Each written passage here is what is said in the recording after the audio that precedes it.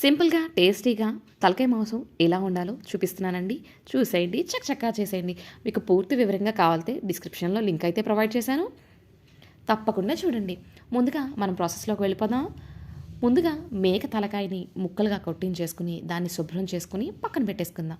ఇప్పుడు ఒక కుక్కర్ తీసుకొని, అందులో మనం శుభ్రం చేసి పెట్టుకున్న తలకాయ మాంసాన్ని వేసేసి, అందులోని ఉప్పు, కారం, పసుపు, అల్లం వెల్లుల్లి పేస్ట్, వాటర్ పోసేసి కుక్కర్ అయితే పెట్టేసుకుందాం. కుక్కరు విజిల్స్ వచ్చేసిన తర్వాత స్టవ్ ఆఫ్ చేసేసి పక్కకు దించేసుకున్నా.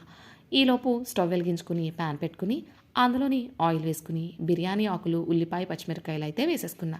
ఉల్లిపాయలు లైట్ గోల్డెన్ కలర్ వచ్చిన తర్వాత అందులోని ఒక టమాటా మిక్స్ అయితే పట్టేశాను. ఆ టమాటా పేస్ట్ అయితే యాడ్ చేసేసుకుంటున్నా. ఈ టమాటాల్లోంచి ఆయిల్ పైకి తేలేదాకా ఫ్రై చేసుకుంటే సరిపోతుంది. ఈలోగా మనం కుక్కర్ ఓపెన్ చేసి చూస్తే కనుక మన మాంసం అయితే బాగా ఉడికిపోయింది. చూడండి